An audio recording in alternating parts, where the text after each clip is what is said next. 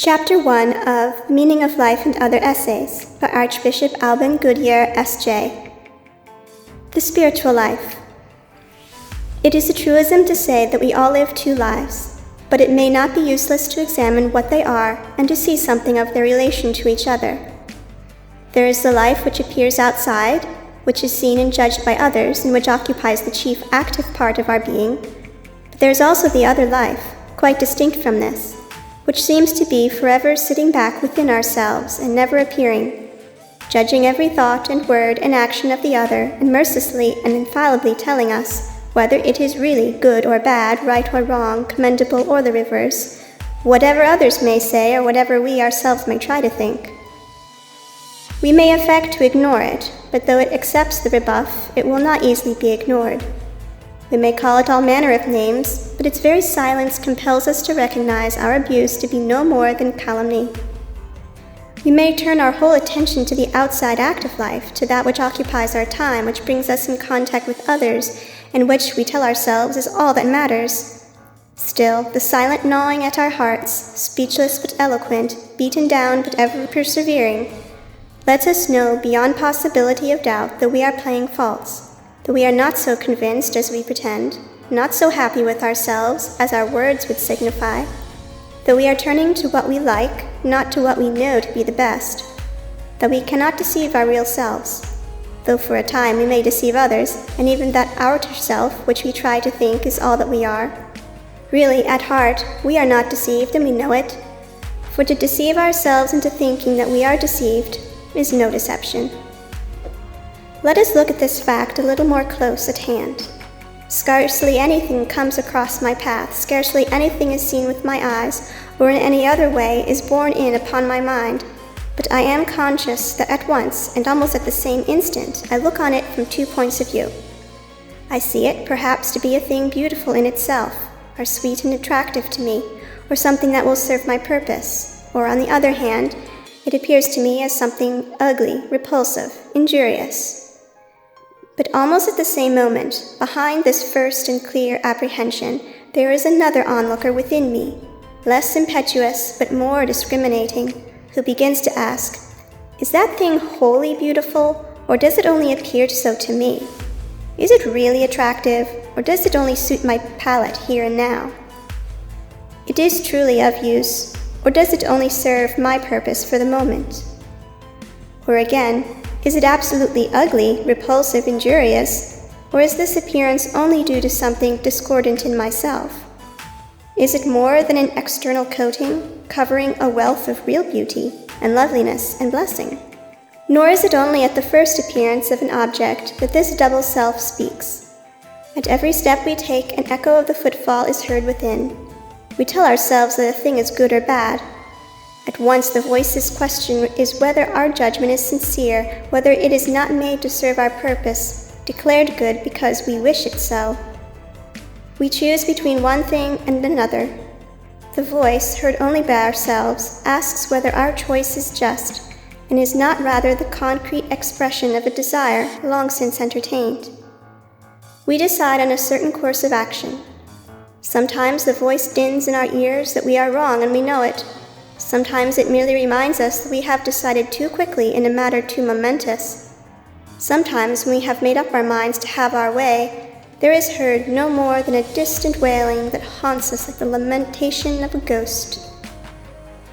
It is in vain for us to try to silence this inner voice. It is beyond our reach. We cannot gag it. We cannot shut it out for any length of time. We may argue with it and with ourselves. It may prove to verbal conviction that to listen to it is mawkish, scrupulous, paralyzing to all effort, undermining every action. In our hearts we know very well that the voice is right when it merely answers, without consenting to argue, that it is not true. We may affect not to hear it. We may affect to pity those who do, or to be interested in the psychological phenomenon they represent. We know that our affectation is that and no more, that our pity has been learned at home, in practice upon ourselves, before it has shown itself abroad. We may proclaim against the tyranny, we may call it superstition, we may stigmatize it as the fruit of generations of priestcraft. We may call it every ugly name we like and treat it with every kind of contempt or condescension. All the time it tells us, and we know it to be true, that in saying all this we are disloyal to ourselves and to mankind, that it is the safeguard of the noblest that is in us, that it is our one guarantee to ourselves, if not to others, that we are men, and living in a manner worthy of our manhood, that to stifle this voice, to use violence against it and throttle it, to be heartless and silently to defy it, is to inflict upon ourselves the murder of the best thing that is in us. No matter how we try, no matter how well we may play our part, we shall never succeed in deceiving ourselves altogether. If we did, we should have killed our very human nature.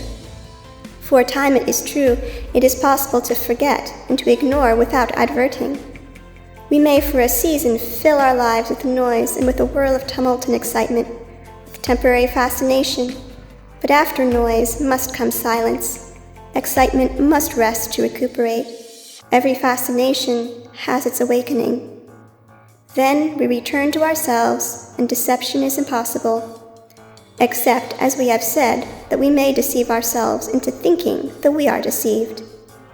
We appeal to our former convictions. We say we have these same convictions still, but with all our convictions we may remain unconvinced.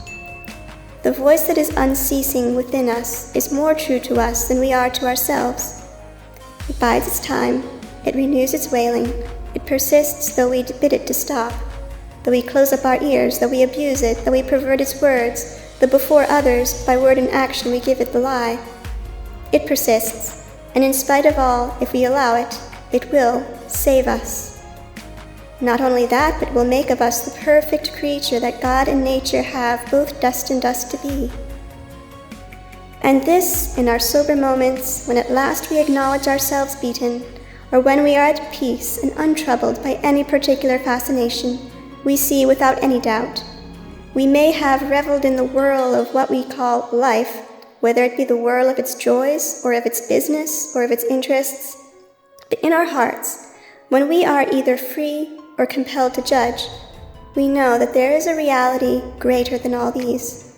We know that the man whose life is wholly filled with these things misses the chief part of his manhood. He lives their life, he does not live his own. He may claim to be free and to be living according to his own choice, but his freedom is subjected to them, and his choice is made at their dictation.